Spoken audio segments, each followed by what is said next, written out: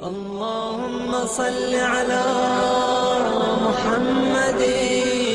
وآل محمد. بسم الله الرحمن الرحيم. رب اشرح لي صدري ويسر لي أمري واحلل عقدة من لساني يفقهوا قولي. إن الله وملائكته يصلون على النبي يا أيها الذين آمنوا صلوا عليه وسلموا تسليما. اللهم صل على محمد وآل محمد. اللہ تعالیٰ کے سب شکر گزار ہیں کہ جس نے ہمیں اشرف المخلوقات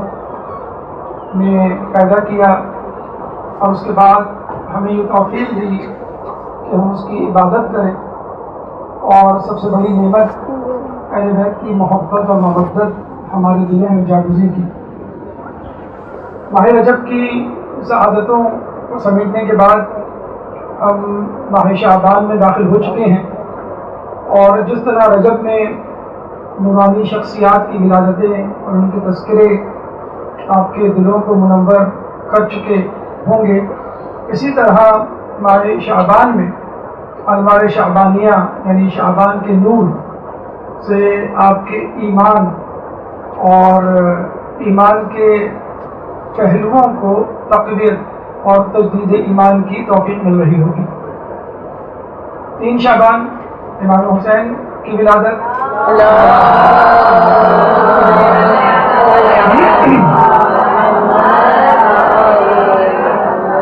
4 شعبان آپ کے علمبردار حضرت عباس کی ولادت،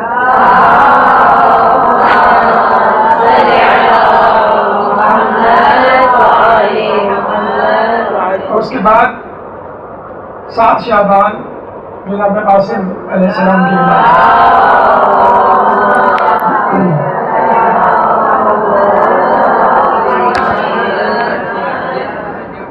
جناب قاسم کی شخصیت کے حوالے سے دیکھا یہ گیا ہے کہ ان کے ہونے والے مظالم کا تذکرہ عموماً مسائل کی صورت میں ہمیں 8 محرم کی شب ملتا ہے، لیکن ان کی زندگی کے وہ حالات جو یقیناً بڑے مختصر سے ہیں، کیونکہ زندگی ہی انہوں نے کچھ روایتوں کے مطابق 14 سال کی پائی اور کربلا میں شہید ہوئے۔ چنانچہ جناب قاسم کی زندگی کے حوالے سے کچھ گوشوں پر انشاءاللہ روشنی ڈالنے کی آج کوشش کریں گے۔ اللہ تعالیٰ سے دعا ہے کہ ہمیں اس کوشش میں کامیاب کریں۔ جناب قاسم کی زندگی کو ہم 2 حصوں میں تقسیم کر سکتے ہیں: کربلا سے پہلے کی زندگی سیرت طیبہ، اور کربلا کے دوران پیش آنے والے حوادث اور مسائل۔ جہاں تک آپ کے نام کا تعلق ہے قاسم، تو عربی لغت میں قاسم خوبصورت چہرے والے کو کہا جاتا ہے، اور یہ بھی کہا جاتا ہے کہ آپ اپنے والد گرامی کی مثل تھے، شبیہ تھے، یعنی امام حسن مجتبیٰ کی شبیہ۔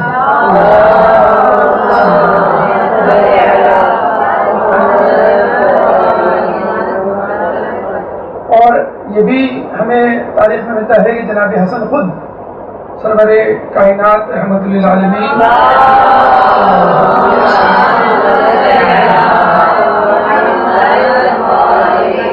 کی شبیہ ہیں۔ چنانچہ جناب قاسم امام حسن مجتبیٰ اپنے والد گرامی کے وسیلے سے خود رسول اللہ کی شبیہ قرار پاتے ہیں۔ چنانچہ آپ کا ایک لقب یا آپ کا ایک مشہور نام یا جس جہت سے آپ کو پکارا جاتا ہے وہ شبیہ رسول جی ہے۔ اور یہ بھی کہا جاتا ہے کہ جس طرح رسول اللہ جب رات میں چلا کرتے تھے، رات کے اندھیرے میں، تو ایک روشنی کا حالہ سا آپ کے چہرے کے گرد ہوا کرتا تھا، جیسے چاند کے گرد روشنی کا حالہ ہوتا ہے۔ اور آپ دیکھتے بھی ہیں کچھ کتابوں میں جب معصومین کی تصاویر سے آپ کا سامنا پڑتا ہے تو چہرے کی بجائے ایک روشنی کا حالہ بنا دیا جاتا ہے۔ تو یہ کہا جاتا ہے کہ جب آپ لشکر شام میں چڑھائی کر رہے تھے تو وہاں جو گھمسان کی جنگ تھی اور جو اندھیرا تھا اور جو اژدہام تھا، اس میں آپ کا چہرہ چودھری کے چاند کی طرح چمک رہا تھا۔ نام کے حوالے سے یاد رکھیے کہ عربوں میں اگر کسی مشہور شخصیت کا نام ہوتا ہے تو اس نام کی پھر بار بار تکرار ہوتی ہے، تاکہ اس شخصیت کی طبیعت، مزاج اور سیرت کے اثرات اس بچے پہ پڑھیں جس کا یہ نام رکھا جا رہا ہے۔ چنانچہ قاسم نام کے ہمیں 4 نام خود کربلا کے میدان میں ملتے ہیں. قاسم بن محمد بن ابی بکر،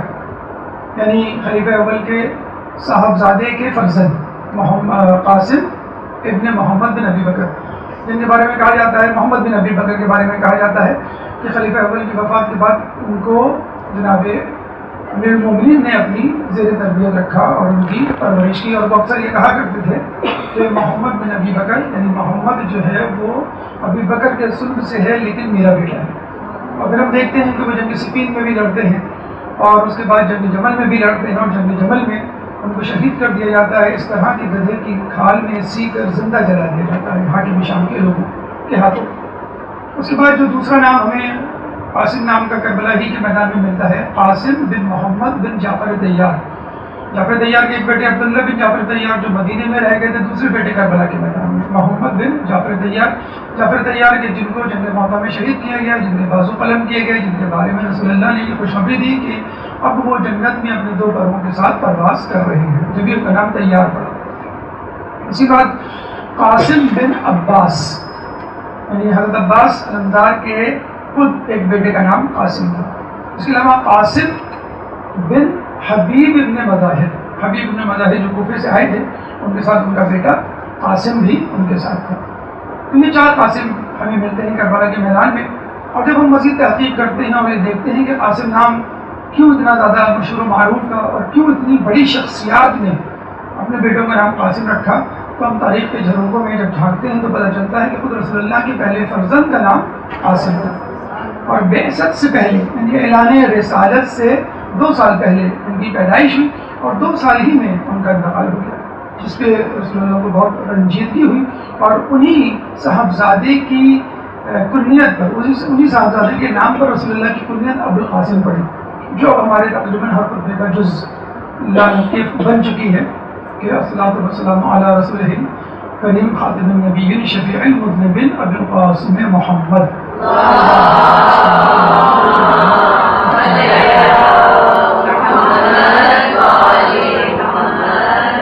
تو رسول کا نام محمد اور ان کی کنیت ابوالقاسم ہے. لیکن رسول اللہ نے اس کے بعد یہ تاکید سے کہا تھا کہ میرے بعد کوئی ان 2 ناموں کو جمع نہ کرے، یعنی میرے نام محمد کو اور میری کنیت ابوالقاسم کو. لیکن 2 جگہوں پر 2 شخصیات کے جو نے استثناء دیا تھا، یعنی امیر المومنین کی اولاد جس میں ہمیں ملتا ہے محمد حنفیہ کا نام محمد تھا اور ان کی کنیت ابوالقاسم تھی. اور دوسرا استثناء خداوند قدوس کی زمین پر آخری حجت امام مہدی علیہ السلام،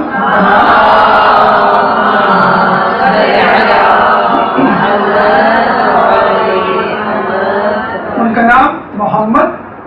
اور ان کی کنیت ابوالقاسم. جبکہ خود رسول اللہ کی حدیث میں ملتا ہے کہ زمین کی آخری حجت جو اس دنیا کو اپنے عدل و انصاف سے اس طرح بھر دے گی جیسے وہ ظلم و جور سے بھری ہوئی ہوگی، اس کا نام میرے نام پر یعنی محمد اور اس کی کنیت میری کنیت پر یعنی ابوالقاسم. اور رسول اللہ کی یہ حدیث بھی صادق آ جاتی ہے، عبداللہ محمد و اوسطنا محمد و آخرنا محمد و کلنا محمد.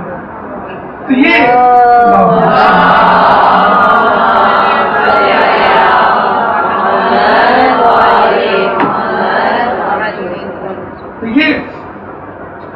مختلف حوالے سے جناب قاسم کی تشریحات اور توضیحات تھی اور ان کا تاریخی پس منظر تھا. کہتے ہیں کہ جب امام حسن سے پوچھا گیا کہ آپ نے اپنے بیٹے کا نام قاسم کیوں رکھا، انہوں نے بتلایا کہ میں چاہتا ہوں کہ جب کربلا کے میدان میں میرا بھائی حسین قاسم کو شہادت کے لیے پیش کرے، جنگ کے لیے پیش کرے، تو لوگوں کو رسول اللہ کا بیٹا قاسم یاد آ جائے کہ ہم قاسم ابن حسن کو نہیں قتل کر رہے بلکہ ہم قاسم ابن محمد کو قتل کر رہے ہیں. ایک تو نام رسول اللہ کے بیٹے پر اور شبیہ رسول اللہ کی صورت، تو ہو سکتا ہے رسول اللہ کی محبت جو ہے ان کے دل میں دوبارہ جاگ اٹھے اور وہ اس کام سے، اس قبیح فعل سے باز آ جائے. لیکن آپ نے دیکھا کہ ایسا نہ ہوا. اور پھر امام نے یہ بھی کہا کہ چونکہ ان کی نفرت رسول اللہ کے لیے گھر کر گئی تھی، چنانچہ اب ان کی روز حشر مغفرت نہیں ہوگی. بلکہ خود مولا کائنات سے جب پوچھا گیا کہ آپ کیا سمجھتے ہیں کہ اگر آپ کی اولاد کی جگہ رسول اللہ کی اولاد ہوتی، یعنی قاسم، طاہر، عبداللہ، اس کے بعد جو 2 بیٹے اور ہوئے تھے مدینے میں، تو یہ 3 بیٹے ہوتے، وہ جوان ہوتے اور ان کی اولادیں ہوتی، تو کیا لوگ ان پہ ظلم و ستم کرتے یا ان کو اس طرح شہید کرتے، قتل کرتے؟ آپ نے کہا کہ بخدا وہ ایسا ہی کرتے کیونکہ ان کے دلوں میں رسول اور خاندان رسول، رسالت اور خاندان رسالت کی نفرت گھر کر گئی تھی۔ اب وہ بیٹے خود رسول اللہ کے صلب سے ہوں یا جسے کہتے ہیں کہ ان کے بعد ان کی بیٹی بطن مقدس سے ہوں، ان کو یہ کرنا تھا۔ تو چاہے رسول اللہ کے بیٹے سامنے آ جائیں یا علی کے بیٹے سامنے آ جائیں، ان کو قتل کیے بغیر ان کی خلافت، ان کی حکومت کا راستہ ہموار نہیں ہو سکتا تھا۔ تو یہ قاسم نام کی توجیہ کہ جس کی بنا پر ان کا نام رکھا گیا اور جسے کہتے ہیں کہ آپ الحجت تمام کی گئی، کہ شاید ان کو رسول اللہ کی باتیں، شاید رسول اللہ کی محبت ان کے دل میں گھر کر جائے۔ کچھ علماء اعلام نے ایک نئے پہلو سے، ایک مختلف جسے کہتے ہیں جہد سے آپ کے نام پر روشنی ڈالی ہے، جیسے کہ ہم نے آپ کو پہلے بتایا تھا کہ جناب زینب کا نام زہرا سے مستعار لیا ہے یا علی سے مستعار لیا گیا ہے، نون حسنین سے مستعار لیا گیا ہے، بے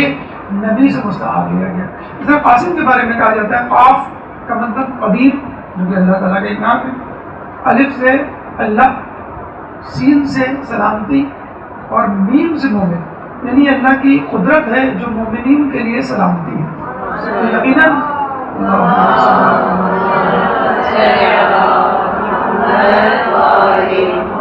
چنانچہ آپ کی شخصیت، آپ کا نام، آپ کا کردار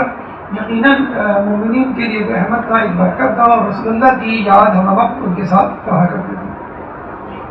نام قاسم کی والدہ کی طرف چلتے ہیں، جیسے کہ آپ نے تاریخ میں پڑھا ہوگا، ام فروا کا نام، ان کا چرچا اور ان کا تقدس اور ان کی شخصیت آپ کے ذہن میں ہوگی۔ جناب ام فروا کنیت ہے اور ان کا اصل نام سلمہ تھا، سلمہ بنت عمرو القیس۔ ایک نام ہمیں نجمہ بھی ملتا ہے اور کچھ لوگوں کا خیال ہے کہ یہ ام الولد یعنی کنیز تھی، حالانکہ ایسا نہیں ہے، نام مشہور ان کا سلمہ ہی ہے۔ اور ایک اور نام ملتا ہے رملہ،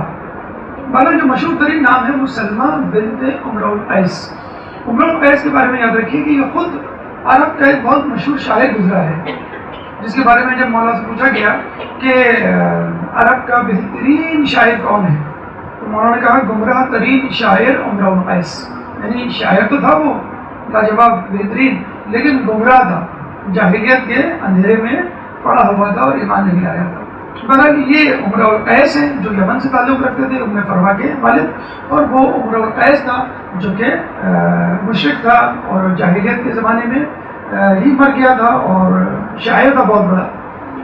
جناب عمرو القیس جو کہ والد تھے جناب ام فروا کے، یمن میں رہا کرتے تھے۔ ایک دفعہ مولا علی یمن گئے اور عمرو القیس نے آپ سے ملاقات کی تو وہ ان کا گرویدہ ہو کے رہ گیا اور ایمان لے آیا۔ اور یہ بھی ملتا ہے کہ ان کی محبت میں وہ یمن چھوڑ کر مدینے آ گیا کہ مجھے اب مدینے ہی میں رہنا ہے، اور اپنی دونوں بیٹیوں کو سلمہ اور سلامہ، سلمہ بڑی بیٹی یعنی ام فروا اور چھوٹی بیٹی سلامہ جن کو ام رباط کہا جاتا ہے، دونوں بیٹیوں کو لے کر مدینے میں آ گیا اور یہ کہنے لگا کہ اپنی بیٹیوں کی شادی شریف ترین شخص سے ہوگی۔ اب بھی کوئی شریف ترین شخص جو ہے تلاش کرتے تھے تو وہ دیکھتا تھا کہ مولا علی جس گلی سے گزرتے تھے تو لوگ کہا کرتے تھے ما اشرفہ حاضر الفتح، کہ کون اس مرد سے زیادہ بہترین شریف ہو سکتا ہے۔ تو اس نے مولا علی سے ایک دن اپنی خواہش کا اظہار کیا کہ میں اپنی بیٹی کی شادی اس شہر کے مدینے کے علاقے کے بہترین اور افضل ترین اور شریف ترین شخص سے کرنا چاہتا ہوں اور مجھے لوگوں میں آپ ہی ملے۔ تو آپ نے اس کی درخواست کو اس طرح قبول کیا کہ اپنی بڑے بیٹے امام حسن علیہ السلام کی شادی جو ہے وہ ام فروا سے اسی دن کر دی۔ ام فروا چھوٹی تھی، ان کے بڑے ہونے کے بعد ان کی شادی امام حسین علیہ السلام سے ہوئی۔ ام فروا سے شادی کے بعد جو کہ 35 ہجری میں ہوئی، آپ کے 4 بیٹے اور 2 بیٹیاں پیدا ہوئی، اور ام فروا جن کی شادی امام حسین سے ہوئی ان سے 2 اولادیں ہوئی، ایک جناب علی اصغر اور ایک بی بی سکینہ۔ چنانچہ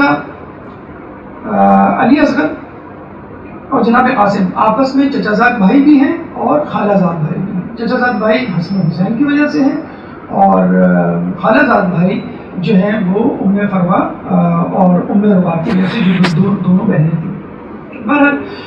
آپ کے والد جناب قاسم کے حوالے سے، قاسم ابن حسن، تو امام حسن آپ کے والد تھے، اور آپ کو معلوم ہونا چاہیے کہ جب حضرت علی کی شہادت ہوئی ہے تو خلافت امام حسن علیہ السلام کے ہاتھ میں آئی، اور امام حسن علیہ السلام کے بارے میں آپ کو معلوم ہوا کہ ٹھیک ہے کربلا اپنی جگہ درست ہے اور سب سے زیادہ مسائل ہمیں کربلا میں ملتے ہیں، لیکن امام حسن نے اپنی تمام تر کوششوں کے باوجود مسلمانوں کو بچایا، حالانکہ مسلمانوں نے یا ان کے لیجیے ان کے چاہنے والوں نے جو بظاہر چاہنے والے تھے کوئی دقیقوں کو برداشت نہیں کیا تھا آپ کو نقصان پہنچانے میں، یعنی وہ کہا کرتے تھے کہ آپ جو ہے حاکم شام سے لڑائی کریں اور ہم آپ کا ساتھ دیں گے، اور جب وہ لے کے چلے تو پتہ چلا کہ آہستہ آہستہ لوگ جو ہے وہ ٹوٹنے لگے، کیونکہ حاکم شام نے ان کو خریدنا شروع کیا، لوگ اپنے خیموں میں سوتے تھے، جب رات کو سونے کے بعد صبح فجر میں جاگتے تھے تو خلیفہ وقت یعنی حاکم شام کی طرف سے اشرفیوں کی تھیلی ان کے خیمے کے اوپر لٹک رہی ہوتی تھی، تو وہ اس تھیلی کو دیکھ کر اس میں موجود رقعے میں لکھی ہوئی تحریر کی وجہ سے حاکم شام سے جا ملا کرتے تھے، تو روزانہ جو ہے ان کی جو فوج ہے ان کی سپاہیوں کی تعداد میں کمی ہوتی رہی، اور وہ انجام بھاگ چکے تھے کہ میرے پاس بہت کم لوگ رہ گئے، اور جو لوگ ہیں ان کا بھی مجھے نہیں معلوم کہ جب میں حاکم شام سے لڑنے جاؤں تو یہ بھی میرا ساتھ چھوڑ گئے، اور جو گنے چنے لوگ بنی ہاشم کے یا بہت ہی زیادہ پکے مومنین اگر میرے ساتھ رہ بھی گئے تو یہ نہ ہو کہ ان کی بھی گردن زدنی ہو جائے اور اسلام یا مومنین جو ہے وہ بالکل اس سطح ہستی سے دنیا سے بٹ جائیں۔ چنانچہ انہوں نے صلح کر لی، اور صلح کی بھی پیشکش خود حاکم شام کی طرف سے ہوئی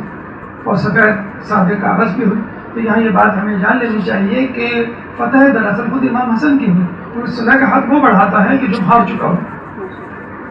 حاکم شام کی طرف سے ہوئی، اور جو شرائط ہوئی اس میں طے ہوئی، اس میں مومنین کا خاص خیال رکھا گیا، کوفے میں رہنے والے مومنین کا، اہل بیت کا، اور اہل بیت میں جو لعن طعن بھیجی جا رہی تھی اس کو ختم کروانے کا، پھر ایک مخصوص شہریے کا، چنانچہ بہرحال تمام شرائط مومنین کے اور مسلمانوں کے حق میں تھی، لیکن پھر بھی لوگ آپ سے بہت ناراض ہوئے اور خدا نخواستہ آپ کو مذل المومنین کا لقب دیا، نعوذ باللہ، یعنی امیر المومنین، مومنین کے امیر آپ کے والد گرامی تھے، تو اس کے حوالے سے کہا وہ تو امیر المومنین تھے لیکن آپ مذل المومنین، نعوذ باللہ، مومنین کو ذلیل کرنے والے یا کروانے والے، نہیں یہ بالکل اسی قسم کا الزام ہے، یہ جو کہ لیجیے اسی قسم کے شک و شبہ کا اظہار ہے جو خود رسول اللہ سے صلح حدیبیہ کے وقت روا رکھا گیا، اور صلح حدیبیہ کے وقت کچھ لوگوں کے دلوں میں نبوت کے متعلق خیال بھی آیا کہ کیا واقعی آپ نبی ہیں، کیا واقعی نبوت کے حامل ہیں، پھر بعد میں انہوں نے اس کی توبہ بھی کی اور استغفار بھی کیا، بہرحال بات کے دنوں میں لوگوں نے ثابت کر دیا، تاریخ نے ثابت کر دیا کہ آپ کا فیصلہ بالکل صحیح تھا، اور دوسری جو تہمت یا الزام آپ پہ لگایا گیا وہ کثرت ازدواج ہے، جو غیر شیعہ افراد نے اتنا زیادہ اس کو بڑھا دیا کہ آپ کی شادیاں جو ہے وہ 300 تک پہنچا دیں۔ جب مومنین نے، علماء نے، محققین نے اس کی باقاعدہ تحقیق کی تو پتہ چلا کہ اگر ہم 300 شادیاں لے لیں تو ہر 6 مہینے بعد ایک شادی، تو اس زمانے میں بہرحال کوئی امیر خاندان سے تعلق نہیں تھا، فخر و فاخر کی زندگی بہرحال تھی، رسول اللہ کے جانے کے بعد ان کی زندگی تنگ کر دی گئی تھی، تو کسی طرح ایک عام شخص کے لیے یہ ممکن ہی نہیں تھا کہ وہ خارج شادی کے اخراجات برداشت کر سکتا، اور پھر یہ بھی ملتا ہے کہ رسول اللہ ایک دفعہ امیر المومنین نے ممبر پہ آ کے یہ کہا کہ لوگوں میرے بیٹے سے اپنی بیٹیوں کی شادی نہ کرو، یہ عذاب بہت دیتا ہے، تو اپنے بیٹے کی اس طرح تذلیل کرنا اور پھر تذلیل یا جسے کہتے ہیں کہ حقیقت آشکار کرنے کے بعد لوگوں میں پھر دوبارہ آپ سے رجوع کرنا، یہ بتا رہا ہے کہ واقعی آپ قابل بھروسہ تھے۔ بہرحال یہ دونوں گفتگو، یہ دونوں الزامات جو ہے وہ تاریخ نے غلط ثابت کیے، محققین نے اس کے بارے میں اس کے خلاف جو ہے دلائل بھی دیے، تو اس صورتحال سے امام حسن علیہ السلام جو ہے وہ گزر رہے تھے، لیکن بہرحال جناب قاسم کی ولادت کے بعد کہا یہ جاتا ہے کہ امام حسن علیہ السلام فقط 4 سال زندہ رہے۔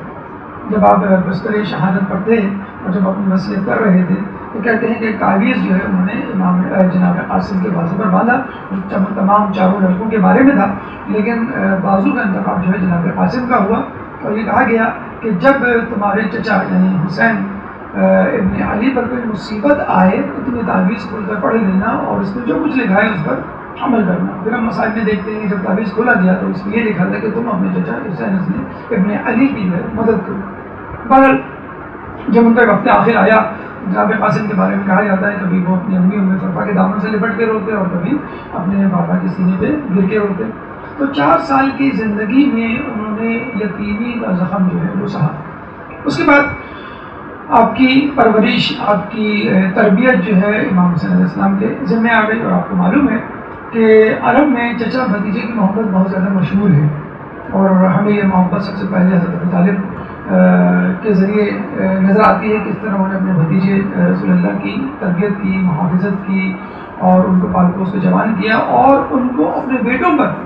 جو ہے وہ ترجیح دی، اور اپنے ساتھ سلایا کرتے تھے، اپنے ساتھ رکھا کرتے تھے. لگتا تھا کہ شاید وہی بیٹے ہیں اور دوسرے ان کے بیٹے نہیں ہیں.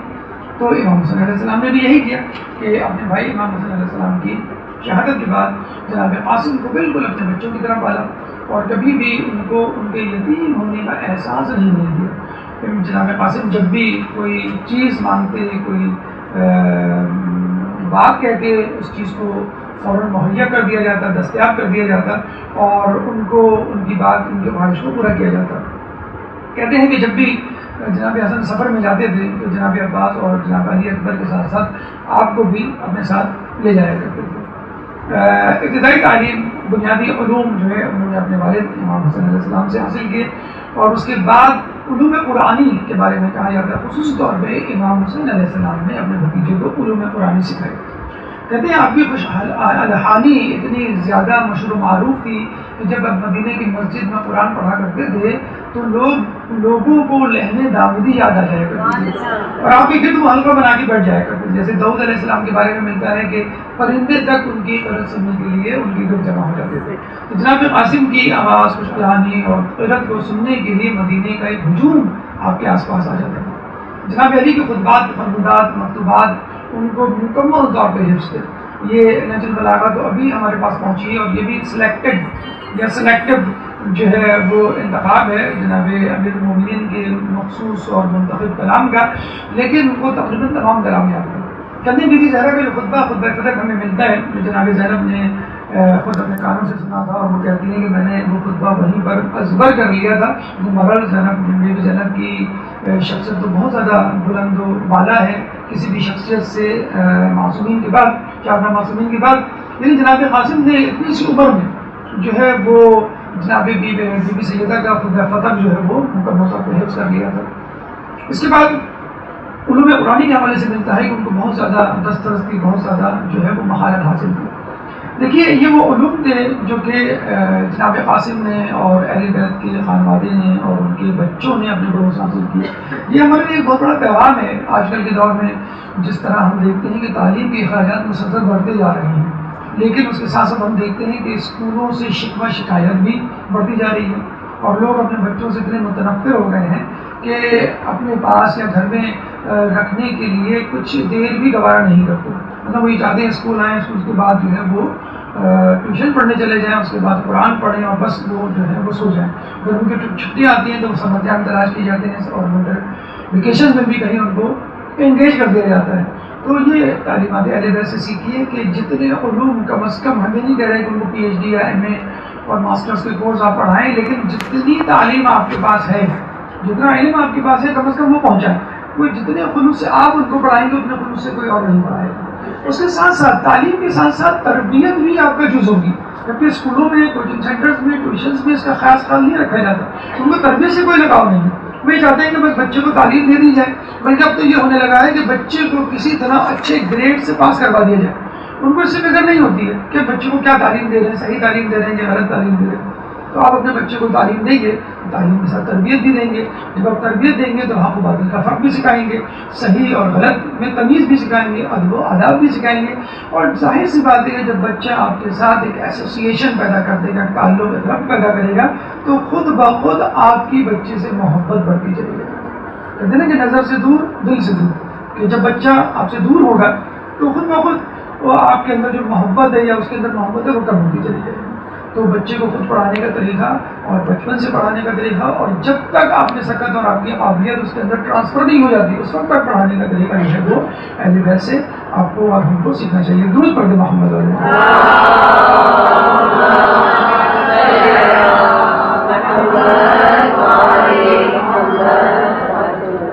دیکھیے ہم نے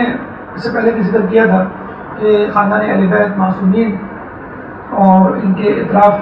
کے جتنے بھی لوگ ہیں اللہ تعالیٰ ان کو بچپن سے تیار کیا کرتا ہے اور ان کے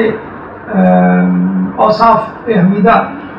گہوارے ہی سے ظاہر ہونے شروع ہو جاتے ہیں. جیسے مولا علی کے بارے میں ملتا ہے کہ گہوارے میں کس طرح انہوں نے اجدہے کے 2 ٹکڑے کیے، اور جس طرح ہمیں ملتا ہے کہ کس طرح جو ہے وہ مولا علی نے اور امام زمانہ نے جو ہے وہ بچپن میں کلام کیا. جس طرح انبیاء کے بارے میں ملتا ہے. تو یوں سمجھ لیجیے کہ اہل بیت کے گھرانے کے ہر فرد کو بچپن ہی سے سکھا دیا گیا تھا کہ تم جو ہے کس خاندان سے تعلق رکھتے ہو اور تمہیں کیا کرنا ہے، اور جو آگے چل کے جو کام کرنا ہوتا تھا اس کے بارے میں بھی پہلے سے آگاہی دے دی جاتی تھی. جیسے ہمیں ایک واقعہ ملتا ہے کہ آپ کی ولادت کے 5 مہینے بعد محرم تھا، تو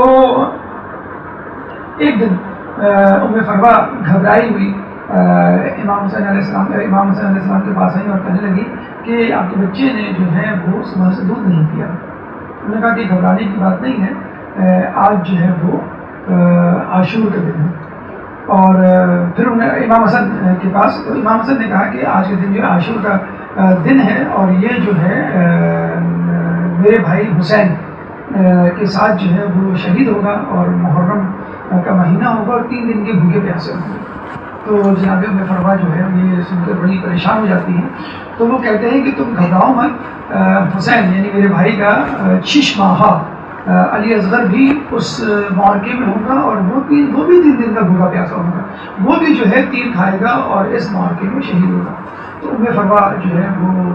یہ سن کر ان کو صبر آ جاتا ہے کہ اگر میرا بیٹا شہید ہوگا تو یہ جو ہے علی اصغر بھی شہید ہوگا. پھر باقاعدہ امام حسن جو ہے وہ تاکید کرتے ہیں کہ تم میرے بھائی پر، میں تو نہیں ہوں گا لیکن تم میرے بھائی پہ اپنے بیٹے کو قربان کر دیں. اچھا اب دیکھیں قدرت جو ہے خانوادہ رسالت کو، خانوادہ اہل بیت کو کس طرح تیار کرتی ہے اپنے آنے والے دور کے لیے جو کام ان کو کرنا ہوتا ہے. بی بی زینب کے بارے میں بھی آپ نے سنا، جناب قاسم کے بارے میں بھی.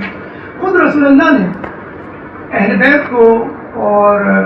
امام کے گھر والوں کو یہ درس اپنی زندگی میں دینا شروع کر دیا. نہ صرف اپنے گھر والوں کو بلکہ اصحاب کو بھی یہ بتانا شروع کر دیا تھا کہ میرے بعد کیا کیا مسائل میرے اہل بیت پر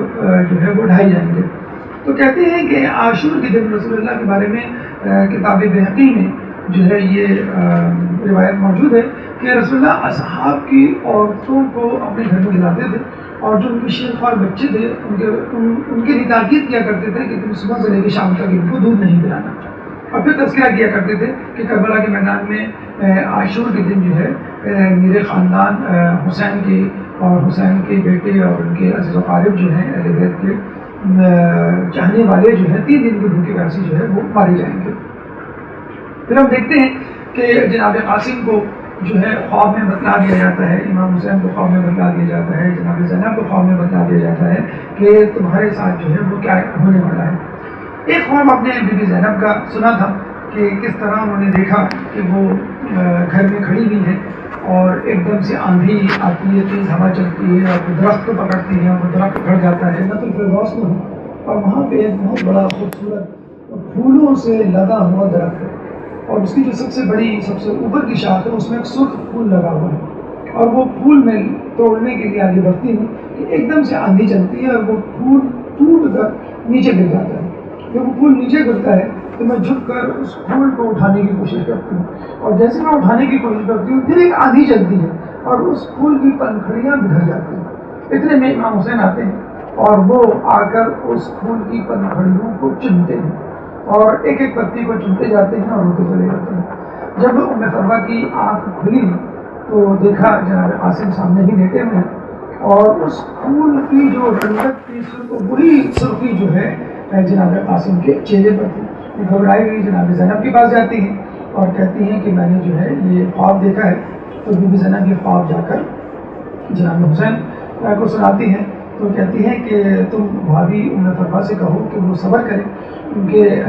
جو آنے والا وقت ہے وہ اس کی نشاندہی کر رہا ہے کہ یہ کربلا کا واقعہ پیش آئے گا. بلکہ انہوں نے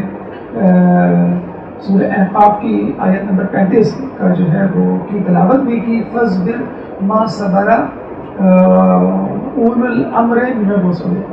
کہ تم صبر کرو کہ جس طرح اول العزم من الرسل کہ اول العزم پیغمبروں نے صبر کیا. تو جناب ام فرما کو بھی کہا گیا کہ تمہیں جو ہے اسی طرح صبر کرنا ہے کہ جس طرح تم سے پہلے لوگوں نے صبر کیا. پھر ہم دیکھتے ہیں لوگ اکثر ایک یوں کہہ لیجیے ایک اشکال ظاہر کرتے ہیں, شکوہ کرتے ہیں کہ بھی اہل بیت کے لوگ جو ہیں وہ بچپن سے منتخب شدہ ہیں اور ان کو بچپن سے ہی بتلا دیا گیا ہے, خوابوں میں زیارت ہے اور الہامی طاقت ان کے ساتھ ہے, تو جو بھی پیدا ہوتا اہل بیت کی طرح ہوتا. لیکن ہم دیکھتے ہیں یہ سب تو چلے ایک لاشعور کی منزل ہے, خواب جو ہے ایک لاشعوری کیفیت ہے جس میں بتلا دیا گیا, یا بچپن میں جو معجزہ ہے دیکھیں ایک الہی طاقت تھی, قوت تھی جو ان کے ساتھ تھی. لیکن شعور کی منزل میں داخل ہونے کے بعد بھی انہوں نے خدا کی اطاعت اور بندوں کی خدمت سے منہ نہیں موڑا, بلکہ یہ تو وہ لوگ ہیں کہ انہوں نے اپنوں کی بھی خدمت کی,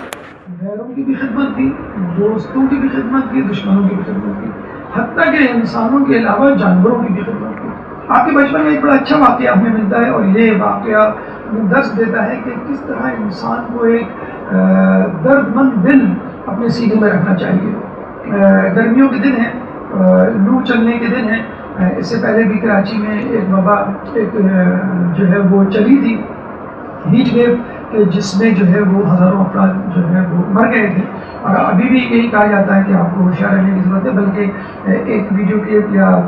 ایک میسیج سرکولیٹ ہوتا ہے اکثر گرمیوں میں کہ آپ جو ہے لوگوں کو پانی پلانے کے ساتھ ساتھ پرندوں کے پانی پلانے کا بھی انتظام کریں کہ بیچارے وہ اڑ رہے ہوتے ہیں اور ڈھونڈ رہے ہوتے ہیں ہمیں پانی جو ہے وہ کہاں ملے گا. تو جب جہاں پانی مل جاتا ہے وہ پانی پی لیتے ہیں, اگر اڑتے ان کو پانی نہ ملے تو ہو سکتا ہے شدت پیاس سے وہ بے ہوش ہو جائیں یا مر جائیں. تو اکثر لوگ اس کا اہتمام بھی کرتے ہیں. تو جناب قاسم اپنے بھائیوں کے ساتھ اپنے گھر کے صحن میں مٹی کے پیالے میں پانی کا اہتمام کیا کرتے تھے کہ پرندے آئیں گے اور وہ اس پانی سے جو ہے وہ سیراب ہوا کریں گے. چنانچہ صبح سے وہ پانی رکھ دیا کرتے تھے اور پرندے آتے تھے اور وہ پانی پیتے تھے اور پانی پی کے اڑ جایا کرتے تھے. 28 رجب کو جب قافلہ حسینی مدینے سے چلا ہے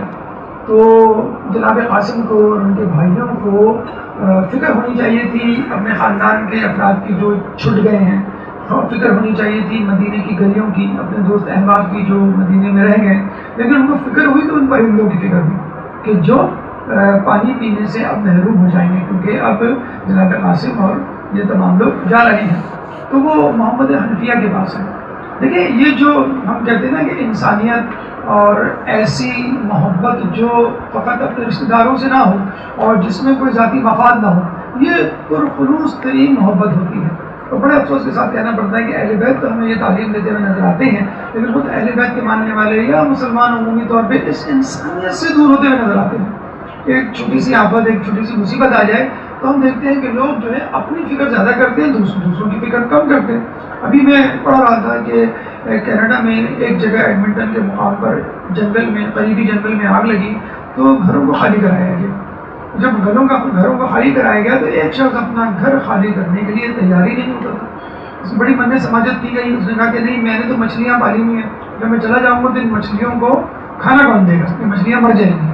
تو کہتے ہیں باقاعدہ ایک پولیس والے نے اس کی جو ہے ذمہ داری قبول کی کہ آپ جائیں اور میں آپ کو اپڈیٹ دیتا رہوں گا, میں خود اپنے ہاتھوں سے ان مچھلیوں کو کھانا کھلاؤں گا. اور وہ چلا گیا اور وہ تقریباً جو ہے وہ 2 مہینے تک جو ہے وہ ان کو کھانا کھلاتا رہا. جب وہ واپس آئے تو وہ ان کو مچھلیاں زندہ سلامت ملی. تو اس کو ہم کہتے ہیں انسانیت. اصل میں یہ انسانیت کینیڈا امریکہ کے رہنے والوں کے اندر کی انسانیت اور محبت نہیں ہے, یہ ان کا درس نہیں ہے. یہ درس تو ہمیں اہل بیت نے بہت پہلے دے دیا تھا. تو اسلام اور مسلمانوں کی خدمت تو بہت دور کی بات, وہ تو انسانوں سے ہٹ کر جانوروں کی خدمت کے لیے ہر وقت تیار رہتے تھے. اور یہ ہمیں ملتا ہے کہ جب ہر آیا تھا اور اپنے لشکر کے ساتھ اس نے برملا کہا تھا کہ میں آپ کا دشمن بن کر آیا ہوں, لیکن میں اس وقت پیاسا ہوں, باقی باتیں بعد میں ہوں گی, اس وقت مجھے پانی چاہیے. انہوں نے حضرت عباس کو حکم دیا کہ اس کے لشکر کو پانی پلاؤ. انہوں نے جناب ہر کو نہیں, صرف ہر کو نہیں, ہر کے لشکریوں کو, ہر کے گھوڑوں کو اپنے ہاتھوں سے اپنے ہاتھوں میں پیالے لے کر پانی پلایا, 4-4 5-5 مرتبہ پانی پلایا, جب تک ان کے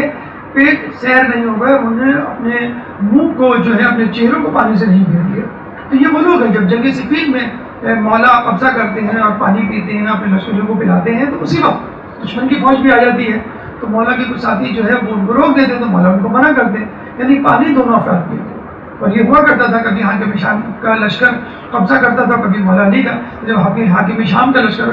قبضہ کیا کرتا تھا تو وہ لوگوں کو یعنی دشمنوں کو پانی پینے سے روک دیا کرتا تھا. لیکن جب مولا علی کا لشکر پانی پہ قبضہ کرتا تھا تو وہ دونوں کو پانی پلایا کرتا تھا. بہرحال یہ انسانیت ہمیں اہل بیت کے